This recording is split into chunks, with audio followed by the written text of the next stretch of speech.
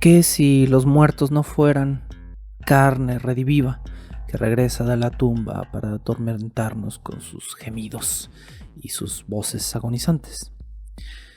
¿Qué si los muertos regresaran para verse como se veían antes, para estar de pie junto a nosotros, quizás sentados al otro lado de la mesa, mirándonos con calma, pero sin decir una sola palabra? ¿Qué pasaría si realmente los muertos regresaran a hacernos compañía y a ser una simple sombra de lo que solían ser en vida? Esto es precisamente lo que nos plantea la novela de 2005, Descansa en paz, de Jonas Wiede Lindqvist, que, como ya saben, siempre he tenido problemas para pronunciar su nombre, pero es un autor que me gusta mucho.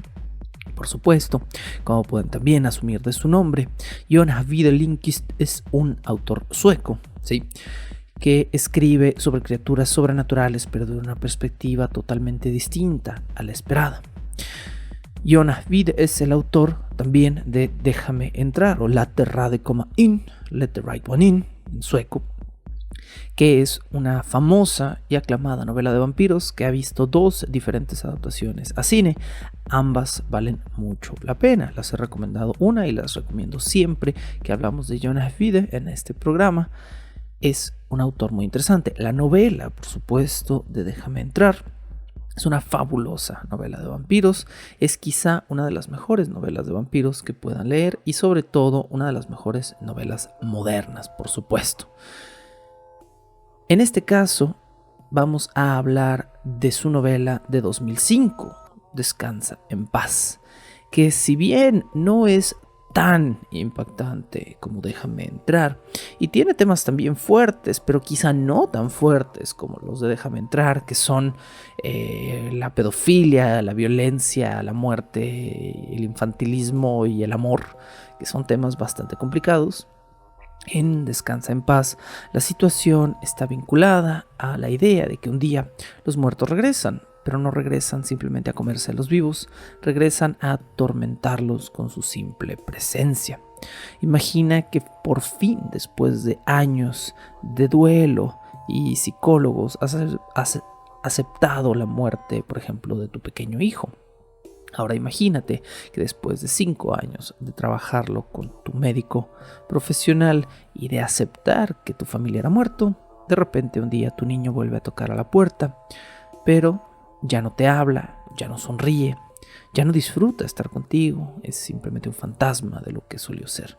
Esa es la trama de Descansa en paz de Jonas Wiede Lindqvist, donde nos enteramos de que el pequeño Elías ha muerto y ahora su familia debe lidiar con el hecho de que su abuelo debe profanar su tumba para sacarlo redivivo de su ataúd, porque de repente en Estocolmo toda la gente de Estocolmo se entera de que los muertos han comenzado a revivir. Pero no, a diferencia de cómo sucede en las películas de zombies, donde los ataúdes parecieran no ser un problema para los muertos, en esta novela, que tiene un toque más realista entre comillas, los muertos que reviven adentro de sus tumbas no logran romper sus ataúdes ni quitarse de encima 3 pesados metros de tierra, lo que significa que estos muertos están atrapados. Cuando todos los habitantes de Estocolmo comienzan a darse cuenta de que los muertos que acaban de fallecer en la morgue y los muertos que acaban de morir en accidentes en la calle están poco a poco regresando con sus familias, todos los familiares que tienen muertos en el cementerio deciden lanzarse a tratar de sacar a sus familiares que probablemente estén ahí, dentro, sin poder salir.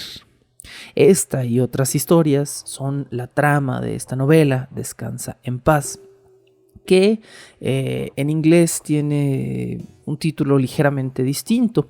La versión en inglés es una de las pocas que se pueden conseguir. Obviamente, si alguno de ustedes lee en sueco, adelante.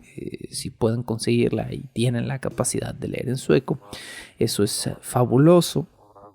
pero si no, van a tener que conseguirla en inglés. Me parece que sí existen traducciones al español, al igual que como existen traducciones al español de Descansa en Paz. Yo me hice de una copia digital de una traducción al español bastante buena, y en inglés la novela se llama Manejando a los muertos, o El manejo de los muertos vivientes, que es una aproximación muy, muy, muy cercana y muy literal al sueco original. Al parecer, el sueco original vendría siendo algo como Managing the Dead, ¿no? Como el manejo de los muertos. Que, pues sí, o sea, en inglés hubo una traducción más literal. En español le ponen Descansa en paz a esta novela, que es un título un poquito diferente de lo que es el sueco original. Si bien, como les decía hace un momento, Descansa en Paz no tiene exactamente la maestría que Jonas Vide sí maneja con el tema de los vampiros, es un enfoque distinto del tema de los zombies, y es por eso que la consideramos en este episodio de hoy. En este 10º episodio, quizá penúltimo también episodio de esta temporada, titulado Pulpa y Cerebro, les hablo de dos novelas que tienen un enfoque totalmente distinto para con el tema de los zombies. Los zombies de Avide no son bestias infectas que comen carne o que simplemente reclaman por cerebros, ¿no? Los zombies de Avide son cuerpos rehabilitados por una esencia sobrenatural. De alguna manera esta novela gira en torno a la idea de la existencia de un alma. Un alma que anima nuevamente a cuerpos que no tenían o no tendrían por qué haber vuelto a la tierra, pero que lo hacen de cualquier manera.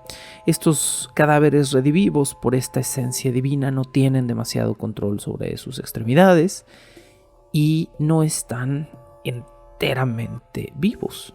No tienen deseo, no sienten placer, no sonríen, pero al mismo tiempo sienten una obsesión inmanejable por pequeños objetos móviles que pueden escuchar y que les traen pensamientos quizá hermosos o quizá dolorosos que los vinculan emocionalmente con sus parientes vivos. Si creen que hay algo más terrible que ser perseguido por un niño zombie, ¿qué tal la idea de que tu hijo zombie te escuche lamentarte porque volvió a la vida? Estos son el tipo de temas, ¿no? Estos son el tipo de escenas que tenemos en Descansa en Paz. Una madre que ha tenido años de terapia para soportar la muerte de su hijo y que ahora la ha aceptado, y que cuando su hijo regresa, esta mujer no puede lidiar con esta nueva realidad y maldice el regreso de su propio hijo. Su hijo la escucha desde el otro lado de la puerta en el cuarto y no reacciona, pero ella sabe que la escuchó y ahora la culpa es esa cosa que la carcome. El peligro con estos zombies no es que te coman vivo, sino que te destruyan las ganas, el alma, entre comillas. Descansa en Paz no está carente, digamos, de sus dosis de terror y de suspenso, por supuesto que no. Es una novela finalmente de miedo y tiene estos giros fantasiosos, fantásticos, sobrenaturales sobre la existencia del alma, que siento que se atoran un poco con el momento en el que la novela busca volverse más aterradora, porque si estos zombies, que son mucho más humanos, sí tienen un filo aterrador, tienen una mirada perturbadora y hay algo en ellos que no se siente completamente humano y que al mismo tiempo nos deja pensar si en realidad lo que regresó fue exactamente el familiar que se fue. Hay algunas escenas que son escalofriantes, me atrevo a decir, en Descansa en Paz. Hay un momento donde Jonas Vide nos narra cómo una mamá toma el conejito de su hijo, la mascota de su hijo menor.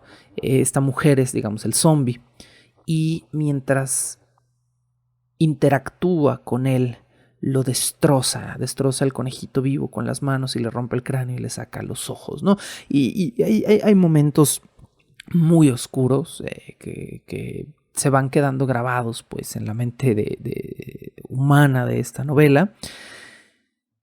y creo que vale la pena leer este libro.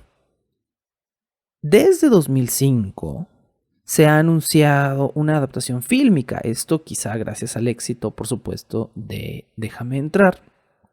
La novela, sin embargo, sigue hasta 2021 sin una adaptación formal, o al menos no una que haya llegado comercialmente hasta América.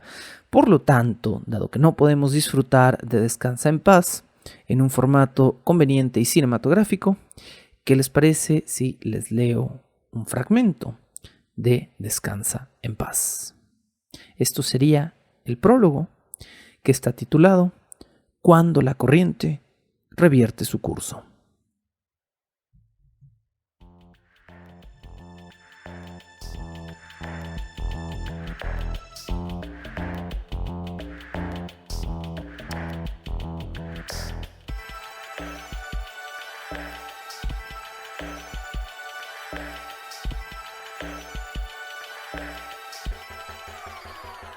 Teatro del Goblin presenta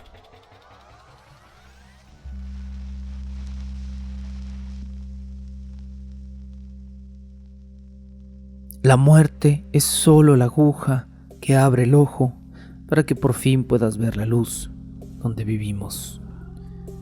Epígrafe de Eva Stina Bixmstar, tomado del Espíritu Temeroso.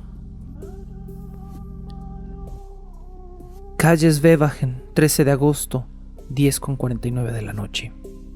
¡Salud, comandante! Henning levantó el envase de gato negro e hizo un gesto de brindis en dirección a la placa metálica del empedrado. Solo había una rosa marchita en el lugar donde 16 años antes habían asesinado a Olof Palme. Henning se acuclilló y pasó el dedo sobre las letras en relieve. ¡Joder!, exclamó. «Esto va mal, Olof. Va de mal en peor». La cabeza estaba a punto de estallarle de dolor. Y no era por el vino. Los viandantes de la calle Svebachen caminaban con la vista baja en el suelo y algunos se apretaban las sienes con las palmas de las manos. Por la tarde solo se había dejado sentir en el aire la tormenta en ciernes, pero la tensión eléctrica había aumentado poco a poco de forma imperceptible y ahora rayaba en lo insoportable a pesar de no haber ni una nube en el cielo nocturno, ni un trueno en la lejanía, ni esperanza alguna de que descargara el temporal. El impreciso campo eléctrico era inaprehensible, pero se sentía y se notaba. Era como un apagón eléctrico al revés. Desde las 9 aproximadamente no podía apagarse una sola bombilla, ni se podía desconectar ningún aparato eléctrico. Si uno intentaba tirar del enchufe, se producía un chisporroteo terrible y saltaban chispas entre la toma del contacto y el enchufe, impidiendo que se interrumpiera el circuito. Y el campo eléctrico incluso aumentó su potencia. Henning se sentía como si le hubieran enrollado alrededor de la frente un cable eléctrico que lanzaba dolorosas descargas. Era una verdadera tortura. Pasó por ahí entonces una ambulancia con las sirenas ululando, bien porque se tratara de una urgencia o quizás sencillamente porque no había manera de apagarlas. Un par de coches aparcados tenían el motor en marcha. ¡Salud, comandante! Henning alzó nuevamente el envaso de vino a la altura del rostro, echó la cabeza atrás y lo abrió. El chorro de vino le cayó sobre la barbilla y se le deslizó por el cuello antes de que consiguiera apuntar bien para que le entrara en la boca. Henning cerró los ojos y bebió 2 buenos tragos, mientras que la bebida derramada le corría por el pecho y se mezclaba con su sudor, continuando hacia abajo. Luego estaba el calor. Encima el calor. A lo largo de las 2 últimas semanas, todos los mapas del tiempo habían mostrado grandes soles alegres por todo el país. Los adoquines del empedrado y los edificios soltaban el fuego acumulado durante el día, y aunque ya eran casi las 11 de la noche, la temperatura todavía rondaba los 30 grados centígrados. Henning se despidió del primer ministro con una inclinación de cabeza y siguió el camino del asesino hacia la calle de Tunnelgatan. El asa del envase de vino se le había roto cuando se la había robado de un coche con la ventana abierta, por lo que debía llevarla bajo el brazo. Sentía la cabeza más grande de lo normal, abotargada, y se pasó los dedos por la frente. La cabeza parecía tener el volumen de siempre. Sus dedos Sin embargo, estaban hinchados por el calor y por el alcohol. Mierda de tiempo, esto no es normal. Se apoyó en la barandilla y subió despacio las escaleras. Cada uno de sus inseguros pasos le provocaba una punzada de dolor en el cerebro. Las ventanas de ambos lados estaban abiertas e iluminadas. Desde algunas se oía música. Henning quería oscuridad, oscuridad y silencio. Deseaba seguir bebiendo vino hasta quedarse tranquilo y dormido. Se detuvo unos segundos para descansar en lo alto de la escalera y la cosa empeoró. Resultaba imposible decir si era él el que estaba cada vez peor o si lo que estaba peor era el campo eléctrico que aumentaba su impotencia. Ya no sentía pulsaciones en la cabeza. Ahora se trataba de un dolor abrasador constante alrededor del cerebro. Y no era solo él. A su lado, atravesando sobre la acera, había un vehículo con el motor en marcha y la puerta del conductor abierta. El estéreo reproducía a todo volumen Living Doll. Junto al coche estaba el conductor, agachado en medio de la calle con la cabeza entre las manos. Henning apretó los párpados y volvió a abrirlos.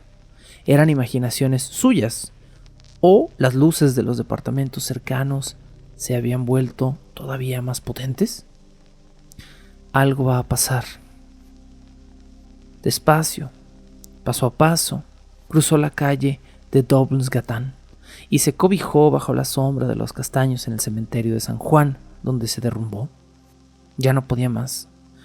Todo zumbaba a su alrededor. Sonaba como si hubiera un enjambre en la copa de un árbol que tenía encima de él. La tensión del campo eléctrico aumentaba. Su cabeza se comprimía como si estuviera bajo el agua a mucha profundidad y podía oír gritos de gente a través de las ventanas abiertas diciendo «¡Voy a morir! ¡Voy a morir!». Aquella migraña iba más allá de lo razonable. ¿Cómo era posible que cupiese tanto dolor en una superficie tan pequeña? La cabeza iba a explotarle en cualquier momento. La luz de las ventanas era cada vez más cegadora. Las sombras de las hojas proyectaban sobre su cuerpo un dibujo psicodélico. Henning levantó el rostro hacia el cielo y abrió los ojos de par en par, esperando un estallido, la rotura. Y de repente, ¡ping!, desapareció. El dolor se esfumó, como si hubieran apagado un interruptor. Su dolor de cabeza cesó de golpe. El enjambre enmudeció súbitamente y todo volvió a la normalidad. Henning quiso abrir la boca para emitir algún sonido, quizá una expresión de agradecimiento, quizá, pero tenía las mandíbulas encajadas y le dolían los músculos después de haber permanecido en tensión tanto tiempo. Silencio, oscuridad, y entonces algo bajó del cielo. Henning lo vio justo antes de que cayera, muy cerca de su cabeza. Se trataba de un pequeño insecto. Él respiró repetidamente por la nariz, disfrutando el olor a tierra seca. Tenía la parte posterior de la cabeza apoyada sobre algo duro y fresco. Se giró a un lado para refrescarse la mejilla también. Estaba echado sobre una losa de mármol. Notó algo raro debajo de la mejilla. Eran letras. Cuando levantó la cabeza, leyó el texto de la lápida. La lápida decía: Carl, 4 de diciembre de 1918 al 18 de junio de 1987. Greta, 16 de octubre de 1925 al 16 de junio de 2002. Encima había más nombres, pues se trataba de un panteón familiar. Greta había estado casada con Carl, pero había quedado viuda los últimos 15 años de su vida. Bueno, se la imaginó como una ancianita de cabellos grises que necesitaba un andador para salir del enorme edificio de techos muy altos al centro de la ciudad. La disputa por la herencia de Greta habría estallado un par de meses después de su muerte y así. Algo se movió sobre la lápida de mármol y Henning giró rápidamente los ojos. Era una larva blanca como la leche del tamaño de un filtro de un cigarrillo. Parecía angustiada y se retorcía sobre la piedra negra. Henning se apiadó de ella y le dio un empujoncito con el dedo para echarla a la hierba, pero la larva estaba pegada a la piedra. ¿Qué está pasando aquí? Henning acercó la cara a la larva y le dio otro golpecito. Parecía clavada en la piedra. Sacó un mechero del bolsillo y lo encendió para verla mejor. La larva se encogió. La observó tan de cerca que casi la rozaba con su nariz y el encendedor le quemó algunos pelos de la cara. No era que la larva se encogiera. Si cada vez veía menos de ella, era porque la larva se estaba incrustando poco a poco en la piedra. Pero... Henning golpeó la piedra con los nudillos y se aseguró de que realmente fuera tal. Mármol macizo, mármol del Caro. Se echó a reír y dijo en voz alta: «Oye, pero... tú, larva». En ese momento, la larva ya casi había desaparecido del todo. Solo quedaba un diminuto extremo blanco, agitándose, y mientras se lo observaba, se hundió dentro de la piedra sin dejar rastro. Henning pasó el dedo por donde la larva había desaparecido.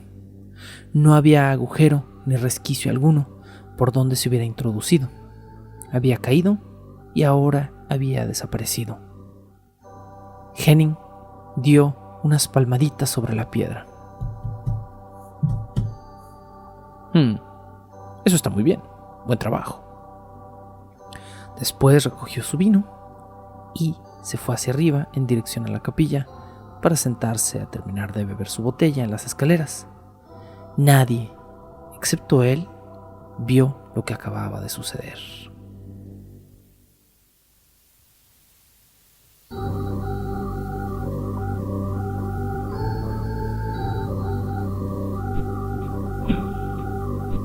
Bajo el puente del troll.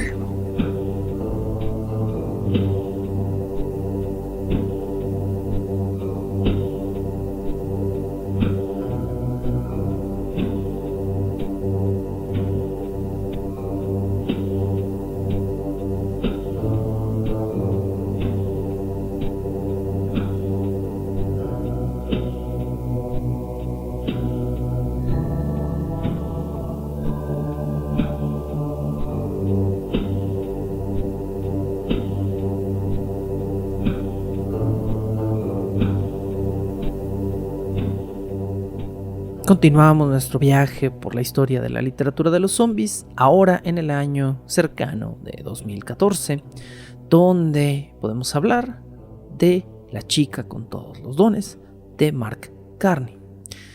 Esto en una traducción muy literal del título, porque les recuerdo que en realidad esta novela en español tiene otro título. Cuando hablamos de la película mencionamos un poco sobre esta novela. La chica con todos los dones, que me parece un agradable título, en español se llama Melanie, una novela de zombies, que es como el peor título Canal 5 que le puedes poner a este tipo de cosas. Se oye bastante mal y no sé si funciona.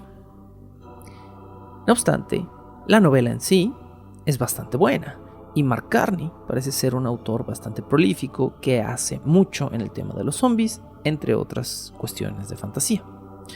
La chica con todos los dones, o Melanie, una novela de zombies, es precisamente eso, una novela basada en un cuento previamente escrito por Mark Carney, que fue premiado con galardón que no alcanzo a encontrar por ninguna parte. Es decir, sé que aparece como un cuento premiado, pero el tipo de premio que le dieron a este cuento no sé cuál haya sido. Lo que sí nos importa es que La chica con todos los dones es una novela que abreva en las aguas de los zombies inteligentes, pero no lo hace de una mala manera, ¿sí? ¿Quieren un mal ejemplo de cómo no hacer zombies, comillas, inteligentes? Bueno, ya tenemos ahora Army of the Dead, que ya ha estrenado en Netflix en pleno 2021 y no hay nada más que decir de ella que cosas malas. Así es como no haces zombies inteligentes. Pero no, Mark Carney no nos cuenta la historia de un grupo de super ultra zombies que tienen bebés y se embarazan mientras viven en Las Vegas con tigres. Nos cuenta, por otro lado, algo mucho más interesante. Nos relata la historia de un grupo de niños que durante el primer tercio de la novela no nos dicen qué son, simplemente nos dicen que son un grupo de niños que están sometidos a un intenso régimen militar dentro de una base secreta, porque, nos enteramos después, por algún azar genético, estos niños son huéspedes, son receptores de una infección fungal que ha convertido al mundo entero en zombies, pero no presentan síntomas directos de la enfermedad. Qué conveniente.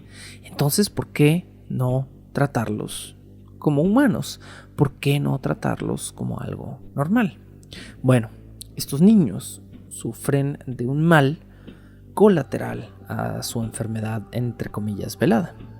Estos niños, en el momento en el que huelen carne fresca o sangre humana, se transforman en viciosos zombies que no pueden evitar alimentarse.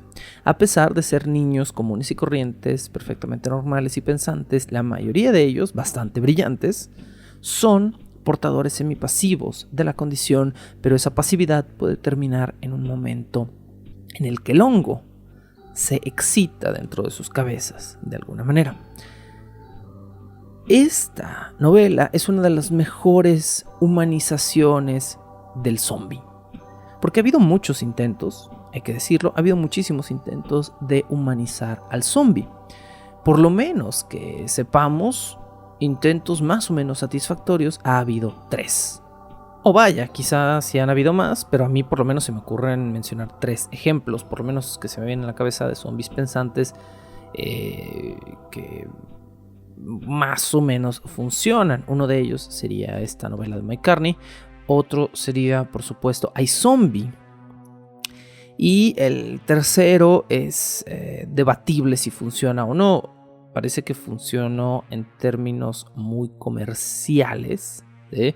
Pero a mí no me funciona de manera personal, que sería el caso de Warm Bodies, ¿no? Este caso de la comedia romántica de zombies, que a mí personalmente no me encanta, no hace nada por mí. Bueno,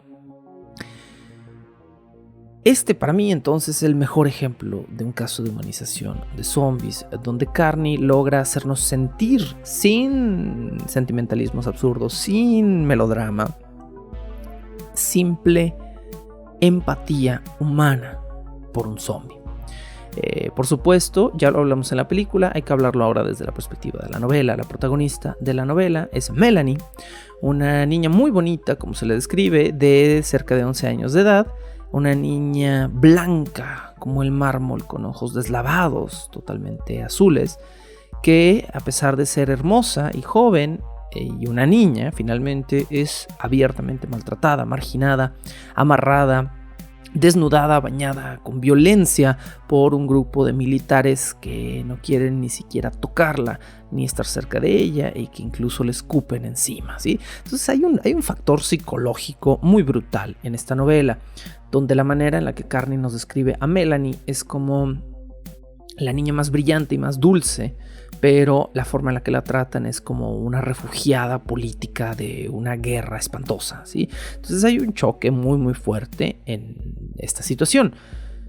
La única persona que trata bien a esta niña es una de sus maestras. Al parecer hay varios maestros que mantienen a estos niños en un nivel educativo porque el desarrollo de sus cerebros es importante.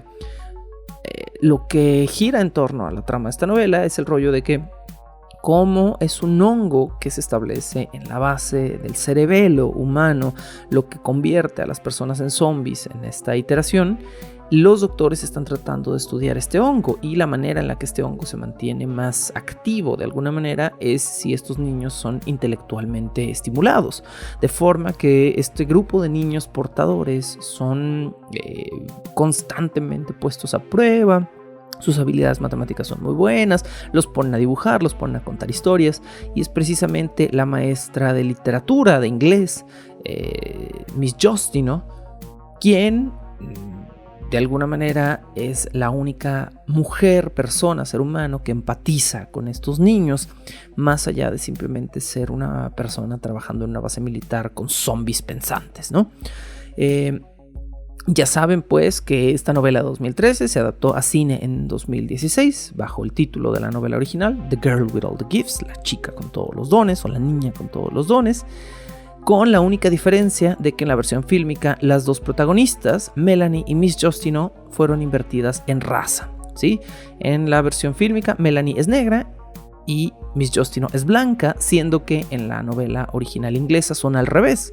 Miss Justino es una mujer de raza negra y Melanie es básicamente una escultura de hielo, ¿no? Es una niña tan pálida que se le ven las venas de la cara, ¿no? Entonces es esta figura muy distinta. La novela es muy querida y muy alabada. Ustedes pueden encontrarse una copia sencillamente en Amazon. De hecho, hubo hace poco, a la grabación de este episodio, unas pequeñas ofertas en Amazon donde las novelas estuvieron a un precio muy accesible. Yo solo compré la segunda parte porque por alguna razón yo no sabía que tenía una segunda parte y eso me intrigó mucho, ¿no? No sabía que había una secuela que se llama El niño en el puente, que es una secuela más o menos de 2015, 2016, de casi cuando estaban haciendo la película. Y esta secuela, además, por alguna razón, estuvo a la venta en Amazon casi un 50% más barata si la comprabas en la edición de lujo de pasta dura, ¿no? Entonces, no sé cuál fue la lógica detrás de esa oferta, pero fue una oferta muy conveniente, donde mandar comprar la versión en inglés, en pasta dura, en una edición muy bonita de lujo de esta novela, salía muy barato, creo que menos de 200 pesos. Entonces pues hubo que pedirse. No he tenido el tiempo de leer esta novela. De hecho no he tenido tiempo de leer por gusto en los pasados 5 años. Porque realmente todo el tiempo el único material que estoy leyendo es para generar contenido. Es decir, estoy leyendo material para el Puente del Troll, material para Bajo el Puente del Troll, material para mis clases de universidad, material para etcétera, etcétera. Entonces muy rara vez tengo una tarde para decir, ok, voy a sentarme a leer por gusto. Y cuando tengo tardes libres casi siempre quiero leer, porque ya me la pasé leyendo. No obstante, algún día me daré el tiempo de leer El chico en el puente, la secuela de esta novela, La chica con todos los dones, que, pues por supuesto, vamos a terminar de hablar de ella con un fragmento de una lectura. Lo que les voy a leer aquí es un capítulo de Melanie, una novela de zombies. Este fragmento está tomado directamente del capítulo 2 de la novela y creo que de alguna manera engloba más o menos bien el sentimiento que nos deja esta primera parte de la novela, donde vemos una especie de maltrato infantil que eventualmente se justifica con saber que estos niños en realidad son zombies.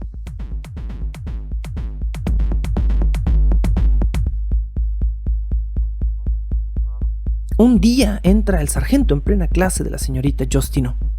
Melanie no sabe que está ahí hasta que él habla, porque el sargento se ha quedado todo el tiempo al fondo del salón. Y esa vez, Pooh y Piglet contaron 3 pares de huellas sobre la nieve. Está diciendo la señorita Justino justo cuando le interrumpe la voz del sargento. ¿Y qué demonios es esto?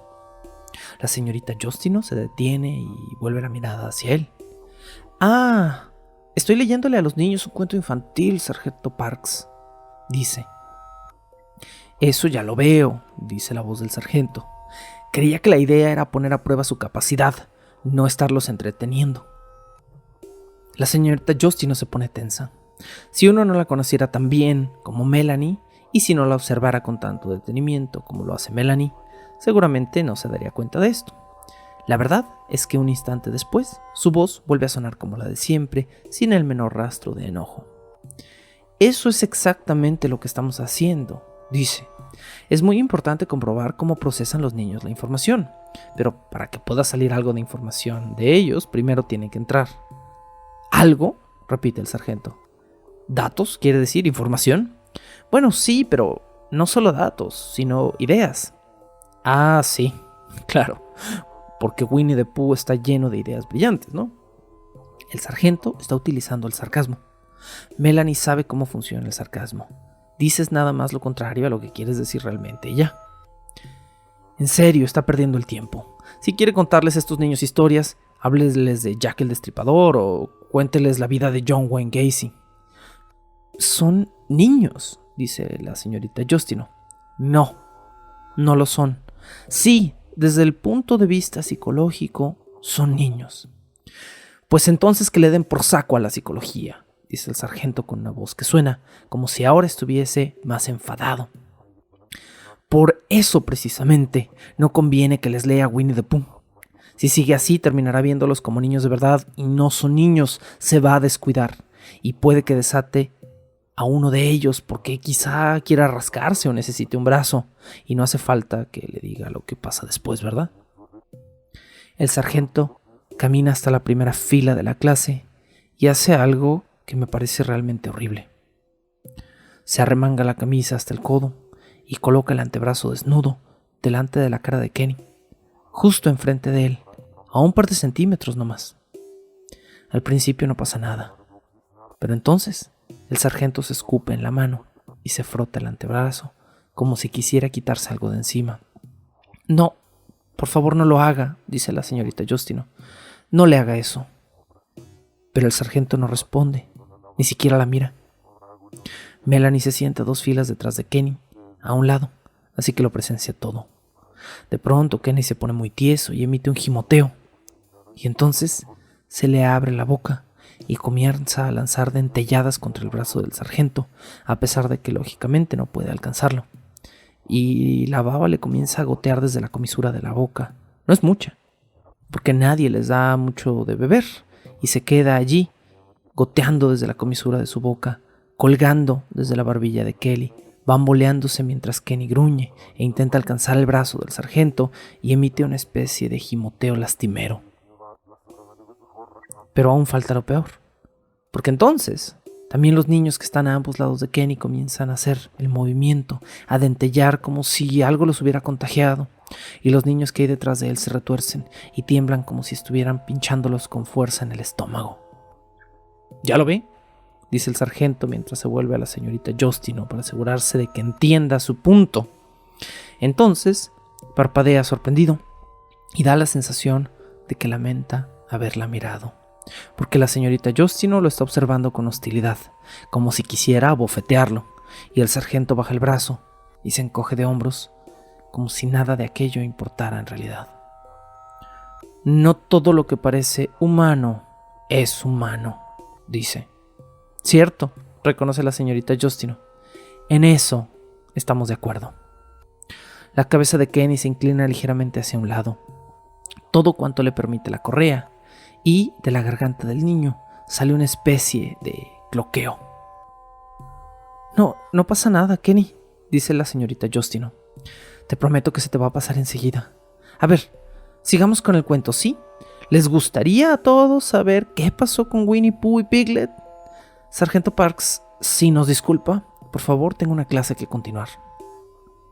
El sargento la mira y sacude la cabeza con fuerza. No les agarre cariño, dice. Ya sabe para qué están aquí. ¿No es usted tonta, o sí? La señorita Justino reanuda la lectura, como si no pudiera oírlo, o como si no quisiera que estuviese allí, y al final él se marcha. O no sé, puede que siga al fondo del aula, sin decir nada, pero Melanie no lo cree, porque al cabo de un rato la señorita Justino se levanta y cierra la puerta, y Melanie piensa que solo haría eso si el sargento no estuviese ahí al lado. Aquella noche, Melanie apenas duerme. No puede dejar de pensar en lo que ha dicho el sargento, en que ellos no son niños de verdad, y en que la mirada que le ha lanzado a la señorita Justino cuando estaba portándose tan mal con Kenny fue la mirada más fría que jamás ha visto. Y entonces se acuerda de Kenny, gruñendo e intentando morder el brazo del sargento como si fuese un perro. Se pregunta por qué lo habría hecho, y piensa que tal vez conozca la respuesta, porque cuando el sargento se frotó el brazo con la saliva y se lo puso a Kenny cerca de la nariz, fue como si debajo de aquel olor a productos químicos, de repente se esparciera una fragancia totalmente distinta. Y a pesar de que era casi imperceptible desde donde estaba Melanie, le bastó para que se le fuera la cabeza y los músculos de la mandíbula hacia allá y comenzaran a moverse solos. Ni siquiera alcanza a comprender la sensación porque no es algo que le haya pasado antes, o tampoco es algo que haya oído en un cuento. Pero es como tener que hacer una cosa, algo tan urgente, tan importante, que tu cuerpo intentara tomar control sobre tu mente para hacerlo por su cuenta. Junto a todas estas ideas tan perturbadoras, piensa Melanie, hay otra. El sargento tiene nombre. Como los profesores, como los niños, hasta ahora para Melanie era más bien una especie de titán o de dios. Ahora Melanie sabe que por mucho miedo que le dé, el sargento es como todos los demás. Ya no solo es sargento, sino que es el sargento Parks. Más que ninguna otra cosa, es la gigantesca importancia de este cambio lo que mantiene a Melanie en vela hasta que por la mañana se abren las puertas y entran otra vez los profesores. De cierta manera, sus sentimientos por la señorita Justino también cambian después de aquel día. Más que cambiar, de hecho, se hacen 100 veces más intensos. No puede haber en este mundo nadie más bondadoso, más amable, más encantador que la señorita Justino. Melanie querría ser un dios, o un titán, o un guerrero troyano de las historias que la señorita les ha estado contando, para poder luchar por ella y salvarla de los Heffalumps o de los Wuzzles. Sabe que los Heffalumps y los Wuzzles salen en Winnie Pooh, no en los mitos griegos, pero le gustan mucho esas dos palabras, y la idea de salvar a la señorita Justino le agrada tanto que ahora se convierte en su pensamiento preferido. Piensa en ello cuando no está pensando en otra cosa. Gracias a eso, hasta sus domingos, cuando no hace nada, se vuelven soportables. Así que un día, cuando la señorita Mailer les desata el brazo derecho desde el codo y les acerca las mesitas auxiliares y les dice que escriban una historia, la que escribe Melanie es esa. Como es natural, a la señorita Mailer solo le interesa el vocabulario, no el contenido de la historia. Esto resulta evidente porque junto con la tarea les proporciona una lista de palabras y les dice que por cada palabra de la lista que utilicen correctamente en su historia se van a llevar un punto más. Melanie, sin embargo, ignora las palabras de la lista.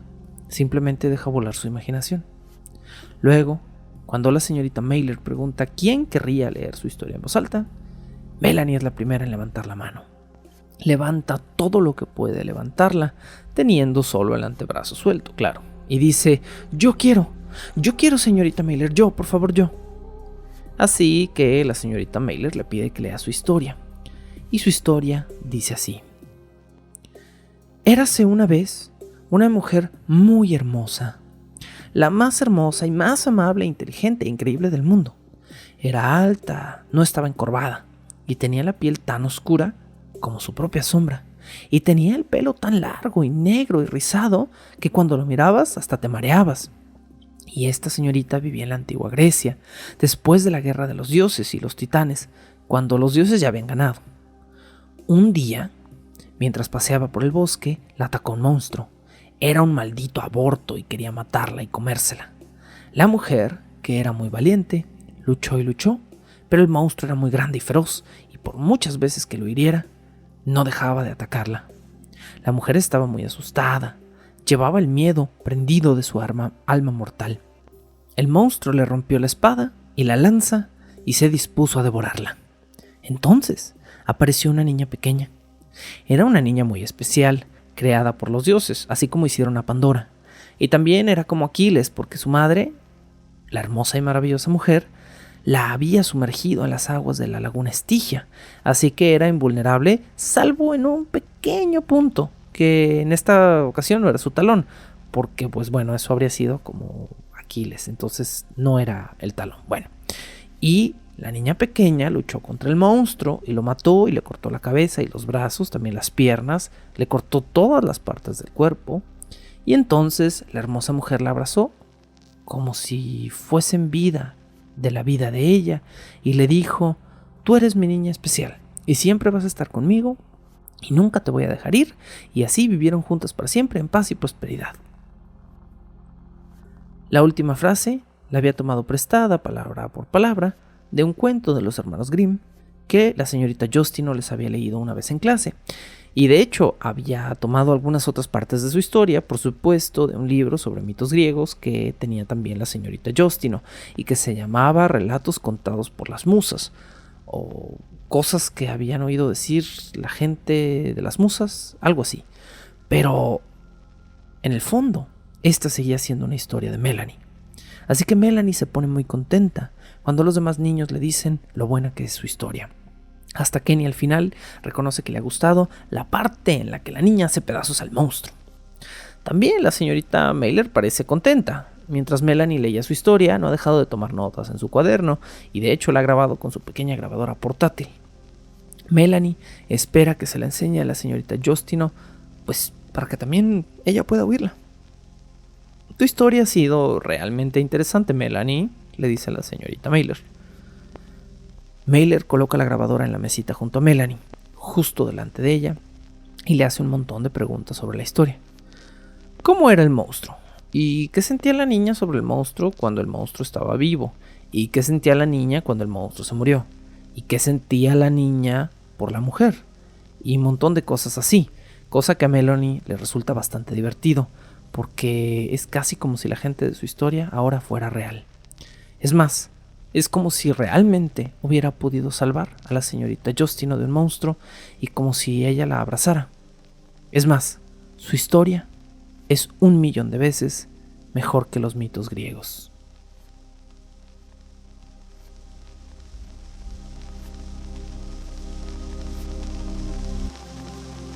Bajo el puente del troll.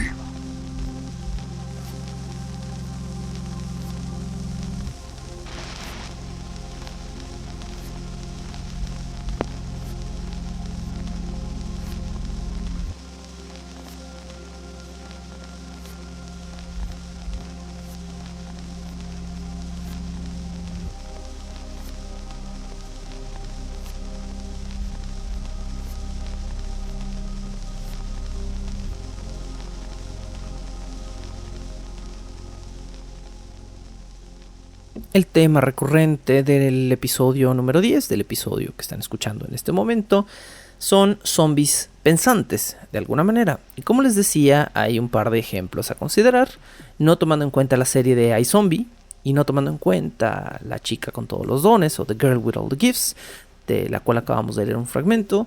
Lo único que nos queda en este respecto es Warm Bodies, una novela de Isaac Marion que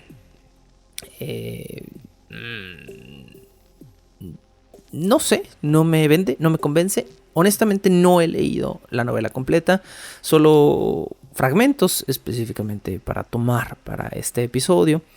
Pero más encima traté 2 veces de ver la película y fracasé terriblemente porque es bastante mala. A pesar de que venía bien recomendada, la película me parece muy plana, muy poco interesante.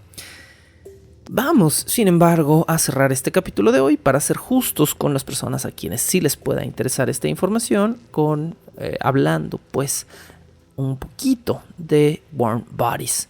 Ahora, si ustedes en este momento están buscando en español el título, excepto que quieran encontrar resultados muy diferentes a los esperados, no pongan cuerpos calientes en su buscador de Google, porque no la van a encontrar bajo este título. Por obvias razones, el título Warm Bodies, que es el título original de la novela, no se tradujo al español, porque cuerpos calientes no era exactamente lo que esta novela juvenil e infantil hubiera querido, pues de alguna manera conferir en su nombre, ¿no?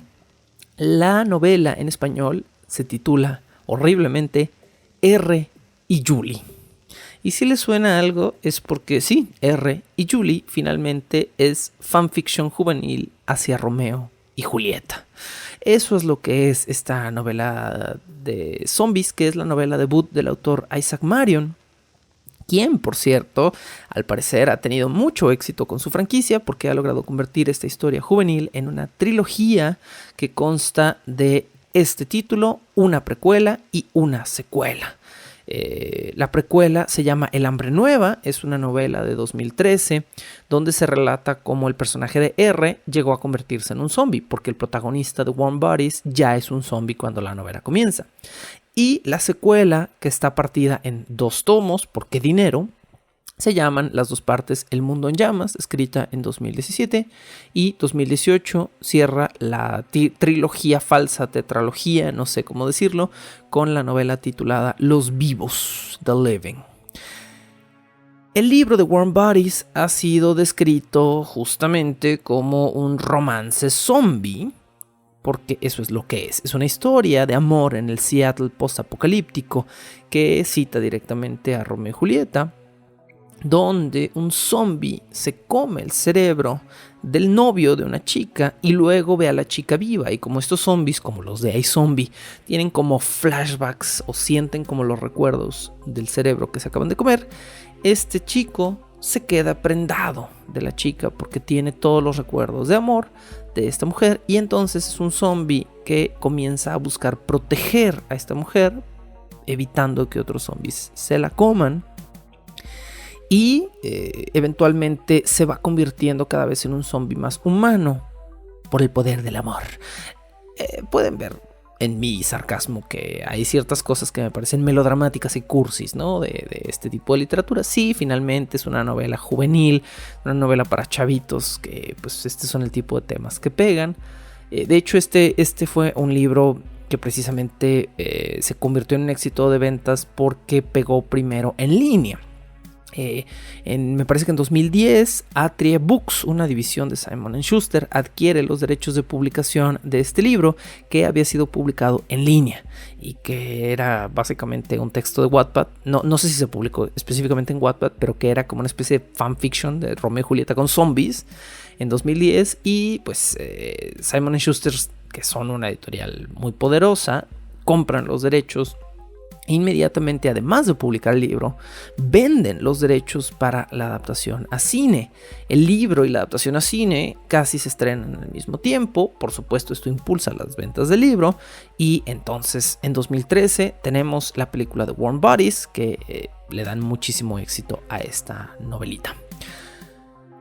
Como ya dije, Warm Bodies no es un libro de mi agrado, no es una película de mi agrado, es demasiado crepúsculo para mi gusto, pero como el día de hoy estamos hablando de zombies pensantes, zombies que de alguna manera nos hacen empatizar con ellos, para cerrar este episodio les leo el primer capítulo, pero la segunda parte, o sea, es decir, primer capítulo parte 2 de la sección del libro titulada o subtitulada Querer.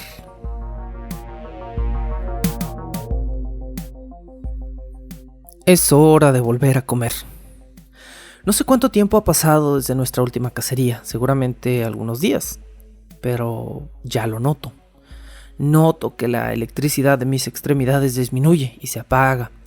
Tengo incesantes visiones de sangre, de rojo brillante e hipnótico, fluyendo a través de tejidos de intenso color rosado en redes complejas y fractales de polo palpitantes de vida. Encuentro a M en la zona de los restaurantes hablando con unas chicas. M es un poco distinto de mí. Parece disfrutar la compañía de las mujeres y su dicción superior a la media las atrae como a carpas deslumbradas. Pero él guarda distancia, se ríe de ellas. Una vez los huesudos intentaron buscarle una mujer, pero él se escapó. A veces me pregunto si tiene una filosofía personal, tal vez incluso un punto de vista. Me gustaría sentarme con él y darle una mordida a su cerebro, tan solo un pequeño mordisco en el lóbulo frontal, para hacerme una idea de sus pensamientos. Pero es demasiado duro para ser un ser tan vulnerable. Ciudad, digo llevándome una mano a la barriga. Comida. Las chicas con las que M está hablando me miran y se marchan arrastrando los pies. Me fijo que pongo nerviosas a algunas personas. Comido hace poco, dice M, mirándome con el ceño ligeramente fruncido. Comido hace 2 días. Me toco la barriga de nuevo. Siento vacío. Siento muerto. Él asiente. Matrimonio. Le lanzo una mirada fulminante. Sacudo la cabeza y me agarro la barriga más fuerte. No. Necesito. Ve por los demás. Él suspira y se marcha. Y al pasar choca conmigo. No sé si este choque es intencionado. Después de todo, M es un zombie. Consigue encontrar a otros con apetito y formamos un pequeño grupo para ir a cazar. Es muy pequeño. Quizá es peligrosamente pequeño. Pero me da igual. No recuerdo haber tenido nunca tanta hambre. Partimos entonces en dirección a la ciudad. Tomamos la autopista, como todo lo demás. Las carreteras ahora están cerradas, han regresado a la naturaleza. Deambulamos por los carriles vacíos y los pasos elevados con cortinas de hiedra. Mis recuerdos residuales de esas carreteras contrastan radicalmente con su plácido estado actual. Respiro hondo el aire dulce y silencioso. Nos adentramos en la ciudad más de lo normal. El único olor que percibo es el del óxido y el polvo. Los vivos sin cobijo escasean, y los que tienen cobijo se aventuran a salir con menos frecuencia. Sospecho que sus fortalezas en estadios se están volviendo autosuficientes. Me imagino enormes huertos plantados en las casetas rebosantes de zanahorias y alubias. El ganado en la tribuna de la prensa, arrozales en el perímetro del campo. Vemos la más grande de esas ciudades alzándose en el horizonte brumoso, con su techo retráctil abierto al sol, provocándonos. Finalmente detectamos a unas presas. El aroma de la vida, abrupto e intenso, electrifica nuestras fosas nasales. Están muy cerca y son muchos. Tal vez aproximadamente son casi la mitad de lo que somos nosotros. Vacilamos y nos detenemos dando traspiés. M me mira a nuestro pequeño grupo y luego me mira fijamente a mí. «No», gruñe. Yo señalo en dirección al rascacielos torcido y desplomado, de donde se desprende el aroma, como el zarcillo de olor de unos dibujos animados incitándonos a acercarnos. «¡Comer!», insisto. Me niega con la cabeza. «Demasiados». «No, comer». Él mira a nuestro grupo de nuevo. Olfatea el aire. El resto de los nuestros están indecisos. Algunos también olfatean con recelo, otros son más resueltos como yo. Gruñen y babean y castañean los dientes. Me estoy inquietando cada vez más. «Necesito», le grito a M lanzando una mirada colérica. «¡Vamos!». Me vuelvo y echo a andar pesadamente en dirección a los rascacielos. Pienso concentradamente. El grupo me sigue de forma refleja. M me alcanza, avanza a mi lado, mirándome con una mueca de intranquilidad. Animado por mi energía desesperada, el grupo alcanza unas cotas inusuales de intensidad, cruza estrendosamente las puertas giratorias y avanza corriendo por los pasillos oscuros. Un terremoto o una explosión ha destruido parte de los cimientos del edificio y todo el bloque posee una inclinación vertiginosa y carnavalesca. Nos cuesta recorrer los serpenteantes pasillos y las pendientes hacen que incluso caminar suponga un desafío, pero el aroma de la carne es abrumador. Después de unos cuantos tramos de escalera, empiezo a escucharlos moviéndose ruidosamente, hablando entre ellos con esas retahílas y de palabras ininterrumpidas y melodiosas. El lenguaje de los vivos siempre ha sido un fenómeno muy sonoro para mí, y por un instante me entra un espasmo cuando mis oídos lo perciben. Todavía no he conocido a ningún zombi que comparta mi aprecio por los ruidos sedosos. A M le parecen como una especie de obsesión enfermiza. A medida que nos acercamos al piso del edificio, algunos de nosotros empezamos a gruñir ruidosamente y los vivos nos oyen. Uno de ellos da la alarma y oigo cómo amartillan pistolas. Pero no vacilamos. Entramos repentinamente por la última puerta y les atacamos. M gruñe al ver cuántos hay, pero se abalanza conmigo sobre el hombre más cercano, lo agarra de los brazos mientras yo le arranco la garganta. El sabor rojo y ardiente de la sangre inunda mi boca. La chispa de la vida sale de sus células como la nube cítrica de una piel de naranja y yo la aspiro. La pólvora vibra en la oscuridad de la habitación y, para lo que estamos acostumbrados, ellos son mucho más numerosos que nosotros. De hecho, solo hay 3 de nosotros por cada uno de ellos. Pero tenemos un factor a nuestro favor. Nuestra velocidad frenética es impropia de los muertos, y nuestras presas no están preparadas para ella. ¿Todo viene de mí, acaso? Las criaturas sin deseo no se mueven deprisa, pero siguen mi ejemplo, y yo estoy hecho un torbellino furioso. ¿Qué me está pasando? ¿Estoy teniendo un mal día? Hay otro factor que juega a nuestro favor. Esos vivos no son veteranos experimentados, son jóvenes, adolescentes. De hecho, en su mayoría son chicos y chicas. Uno de ellos todavía tiene acné, que es tan atroz que probablemente reciba un disparo por error a la luz parpadeante a la distancia. Su líder es un chico ligeramente mayor con una barba desigual, que está colocado de pie sobre una mesa en el centro de la sala y grita órdenes a sus hombres con un dejo de pánico, mientras ellos caen al suelo bajo el peso de nuestra hambre. Mientras gotas de sangre le salpican paredes, ese chico se inclina en actitud protectora sobre una pequeña figura agachada debajo de él en la mesa. Es una chica joven y rubia que apoya su hombro delicado contra una escopeta mientras dispara ciegas en la oscuridad. Atravieso la sala a grandes zancadas y agarro al chico por las botas.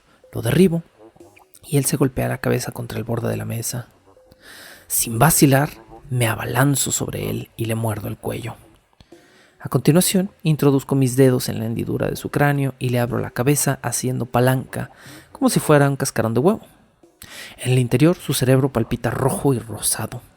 Le doy un mordisco grande, profundo, voraz, y de repente, soy Perry Kelvin, un niño de 9 años criado en una insignificante zona rural. Todo el peligro está en la costa lejana. Aquí nada nos preocupa. Además, tenemos la valla metálica de emergencia que hay entre el río y la cresta de la montaña, así que la vida transcurre aquí con mucha normalidad. Voy al colegio, estoy estudiando a George Washington. Voy en mi bici por caminos polvorientos, en shorts y camiseta de tirantes, notando cómo el sol veraniego me tuesta la nuca. La nuca. ¡Ah! ¡Cómo me duele la nuca!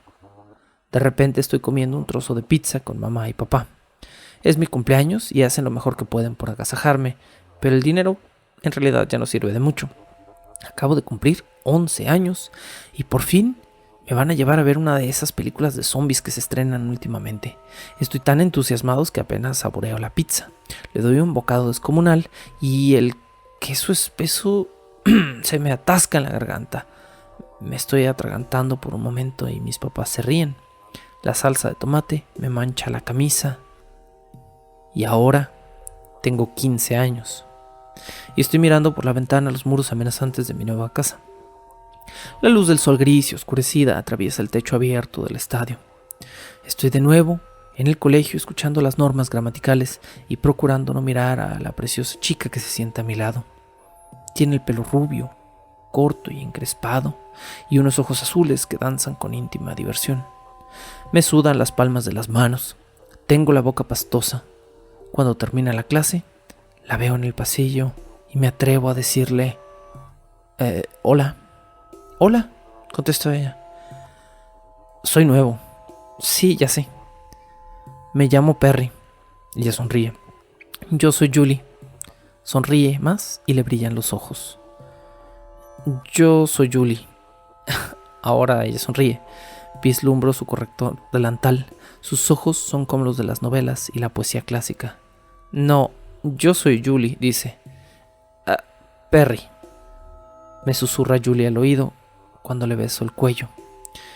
Sus dedos se entrelazan con los míos, se aprietan fuerte, la beso profundamente, le acaricio la nuca con la mano libre, enredando los dedos en su pelo. La miro a los ojos. ¿Te gusta?, le digo en voz baja. Ella sonríe, acerca sus ojos a los míos y dice: sí. La aprieto contra mí. Quiero ser parte de ella. No solo quiero entrar en ella, quiero envolverla también. Quiero que nuestras cajas torácicas se abran y nuestros corazones se migren y se fundan en una sola cosa y que nuestras células se trencen como un hilo viviente. Y ahora soy mayor y más sabio y más viejo y conduzco a toda velocidad mi motocicleta por un olvidado bulevar del centro. Julie va en el asiento de atrás, agarrada a mi pecho con los brazos, rodeándome las piernas con las suyas. Sus gafas de sol se lanzan destellos con la luz al sonreír, mostrando sus dientes perfectamente rectos. Ya no comparte su sonrisa conmigo y yo lo sé. He aceptado cómo son las cosas. He aceptado cómo van a ser en el futuro, aunque ella no lo haya hecho ni lo vaya a hacer. Pero al menos aquí puedo protegerla. Al menos puedo mantenerla a salvo. Es insoportablemente hermosa. A veces sí veo un futuro con ella en mi cabeza, pero me duele la cabeza. Oh, cómo me duele la cabeza. Eso es porque... Detente. ¿Quién eres? Deja que tus recuerdos se desvanezcan. Parpadea. Respira. De repente vuelves a ser tú. No eres nadie. Bienvenido. Noto la alfombra bajo los dedos. Oigo los disparos. Me levanto y miro a mi alrededor, mareado y tambaleándome. Nunca había tenido una visión tan intensa. Fue como si su vida entera se hubiera rebobinado en mi cabeza. Noto el picor de lágrimas en los ojos, pero mis conductos lagrimales ya no tienen líquido. La sensación se propaga de forma inextinguible como el gas pimienta. Es la primera vez que siento dolor desde que me morí. Oigo un grito cerca y me doy vuelta. ¿Y ella está aquí? Julie está aquí. Sí, es más mayor. Ahora tiene unos 19 años. Su grasa infantil ha desaparecido y ha dejado al descubierto rasgos más marcados, un porte más refinado, músculos pequeños pero bien tonificados en su cuerpo juvenil. Está acurrucada en un rincón, desarmada, sollozando, mientras M camina lentamente hacia ella. M siempre prefiere a las mujeres. Los recuerdos de ellas son como pornografía para él. Yo todavía me siento desorientado y no estoy seguro de dónde estoy ni quién soy, pero de repente aparto a M de un empujón y le gruño. No, mía. Él aprieta los dientes como si fuera a volverse contra mí. Entonces, un disparo le alcanza el hombro y atraviesa la sala arrastrando los pies para ayudar a otros 2 zombies a derribar a un chico armado que tiene pistolas hasta los dientes. Me acerco a la chica. Ella se encoge de miedo ante mí. Su carne fresca me ofrece todas las cosas que ya estoy acostumbrado a arrebatar y mis instintos empiezan a reafirmarse. Los brazos, la mandíbula, se me llenan de sangre para arrebatar y rasgar. Entonces ella grita otra vez y algo se agita dentro de mí. Es como una polilla débil forcejeando contra una telaraña. En ese breve instante de vacilación, con el néctar de los recuerdos de la joven todavía recientes en mi cabeza, tomo una decisión. Suelto un leve gruñido y me acerco poco a poco a la chica, tratando de introducir una nota de ternura en mi expresión apagada. Ahora soy alguien. Soy un niño de 9 años. Soy un chico de 15 años. Soy... ¡Pah! Y entonces ella me lanza un cuchillo en la cabeza. La hoja se clava justo en el centro de mi frente y se queda allí vibrando. Me ha penetrado al menos 2 centímetros de cerebro, pero solo me ha destrozado el lóbulo frontal. Me saco el cuchillo y lo dejo caer al suelo. Alargo las manos emitiendo sonidos a través de los labios, pero no puedo hacer nada. ¿Cómo voy a parecerle amigable cuando todavía tengo la sangre de su amante corriéndome por la barbilla? Ya sé. Julie, le digo. Su nombre se desliza por mi lengua como miel. Me siento bien con solo decirlo. Los ojos de ella se abren muchos y ella queda paralizada. Julie, repito. Alargo las manos, señalo a los zombies que hay detrás de mí, sacudo la cabeza. Ella se me queda mirando sin dar la más mínima muestra de que me entiende, pero cuando estiro los brazos para tocarla no se mueve y esta vez tampoco me apuñala. Introduzco la mano libre en la herida de la cabeza de un zombie abatido y recojo un puñado de sangre negra sin vida. Poco a poco, con movimientos suaves, se la unto en la cara, en el cuerpo y la ropa. Julie no se inmuta, creo que está catatónica. Le tomo la mano y le ayudo a levantarse. En ese momento, M y los demás terminan de devorar a sus presas y se vuelven para inspeccionar la sala. Sus ojos se posan en mí y luego en Julie. Me dirijo a ellos cogiéndola de la mano sin llevarla a rastras. Ella se tambalea detrás de mí, mirándome fijamente la frente. M olfatea con cierto recelo. Yo sé que huele exactamente lo mismo que yo. Nada. Es el olor negativo de la sangre de los muertos. Hay salpicaduras por todas las paredes, nuestra ropa está empapada y hay una joven viva, embadurnada en sangre, con la intención de ocultar el brillo de su vida bajo ese almizcle oscuro y abrumador. Sin decir nada más, salimos del rascacielos y nos dirigimos de vuelta al aeropuerto.